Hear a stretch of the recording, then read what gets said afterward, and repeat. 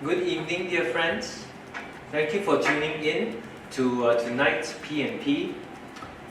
Now, not all of us actually come with a kind of uplifting spirit, right?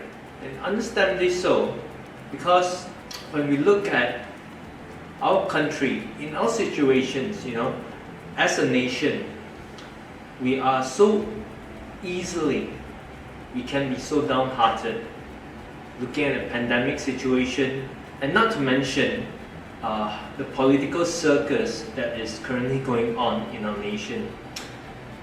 And look beyond our nation, actually, the world is no different. Even last week, when I was meeting together with other full-time ministers, and we were praying for specifically countries in Africa, and we got some updates from some of the full-time workers there, the pastors there. They are also going through a tough time trying to help the people as they face COVID-19 as well. Yeah. So with waves after waves of disheartening news, bad news, we can be so easily be depressed, can be so easily think and be frustrated with everything that's going on. Yeah.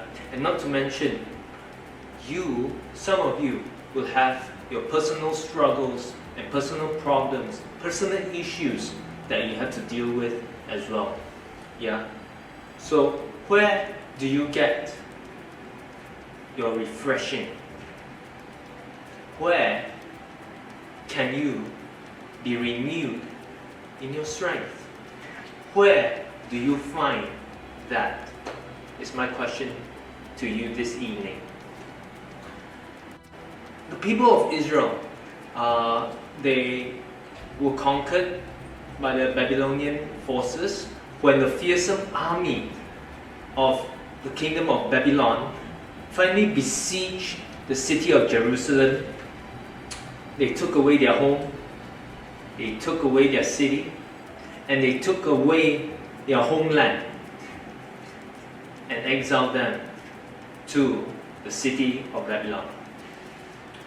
So for the Israelites, with their home destroyed, their city scourged, and their temple demolished, many of them were exiled. Some of them were left behind, but many of them were exiled away to a foreign land.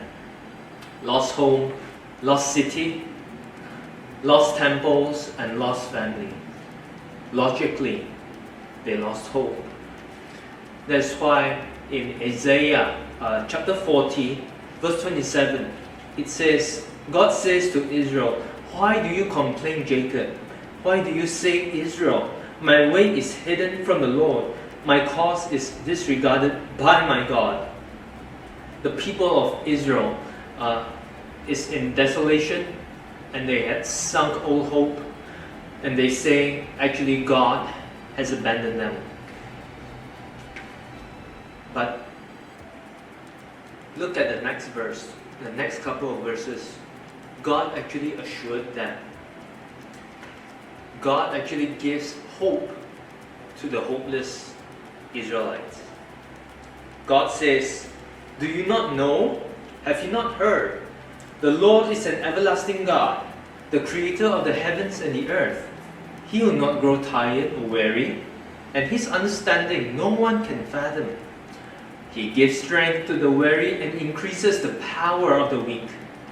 Even the youths grow tired and weary, and young men stumble and fall. But those who hope in the Lord will renew their strength. They will soar on wings like eagles. They will run and not grow weary. They will walk and not be faint." We are easily affected by what we fix our eyes upon. If we focus on our success, we become prideful. If we focus on our failures, we become shameful. If we focus on our weakness, we become sorrowful. If we focus on our situation, we become desperate. But God says, look at me. Look at me. He says, yes, you are the dirt of the ground, but I am the everlasting God. You are powerless. I am powerful. You are tired, but I will not grow tired or weary. You don't understand what's going on, but my understanding is high above all else. The bottom line, God is saying to us, trust me. Trust me. Hope. Put your hope in me. And you will receive strength. And you will exchange your weariness for my strength. Think of a typical movie. Yeah? My dad loves to watch Walker, Texas Rangers, for example. Some of you might love to watch, Knight Rider, or my generation would be Avengers, something like that. Yeah. So the plot always goes like that. The bad guys will persecute. They will crush the spirit of the innocent to the point of hopelessness. But when the situation seems so bleak, seemed that nothing anyone could do to overthrow the evil empire, then comes the hero of the day, and he comes to save the day. And when they see him coming, they see his presence, all the people, those captives, they will renew their strength and they will fight and overthrow the evil regime. So that just gives a little bit a sense of what it means in this passage, right? When we cast our eyes upon him, our strength will be renewed in our fight, just like that of an eagle. You see, an eagle is an animal that is strong, that is majestic, that is powerful.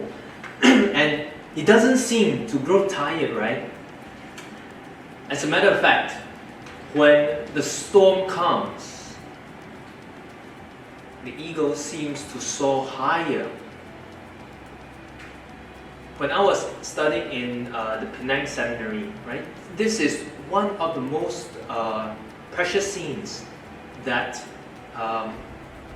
usually after a day of tired classes, and I just sit where my dormitory was, and it just overlooked the Penang Sea over there.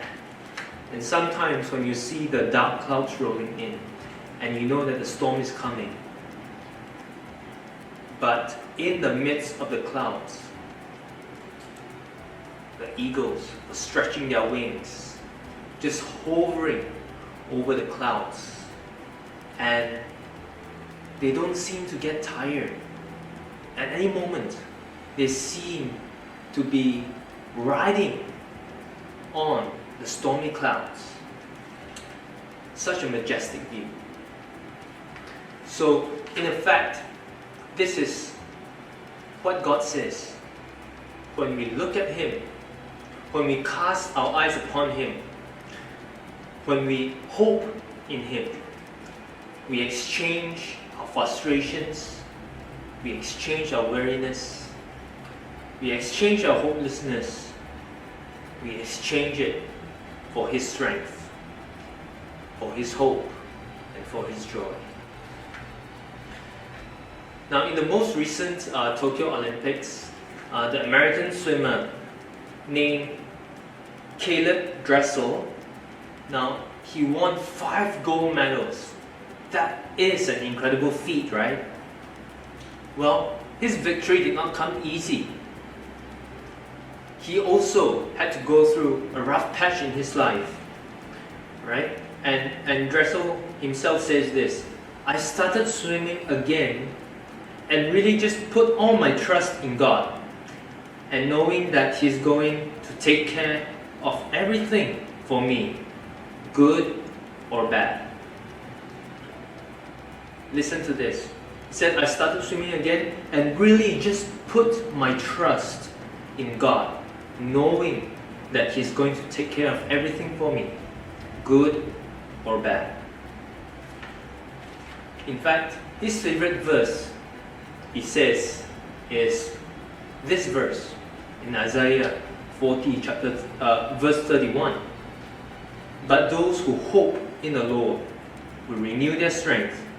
They will soar on wings like eagles. They will run and not grow weary. They will walk and not be faint. Brothers and sisters, tonight, even with our weary hearts, with our weak hands, and with our tired legs, come. This is the time to look to Him. This is the time to trust Him, to put our hope in Him, and He will renew our strength. He will refresh us, that we will be ready to face the tomorrow and the future. Someone said this: look around and be distressed. Look inside and be depressed. Look at Jesus and be at rest. Jesus Himself says boldly, come to me, you who are weary and heavy laden, and I will give you rest. Put your hope in God, in Jesus Christ alone. Be refilled, re-energized, renewed, and refreshed. Amen.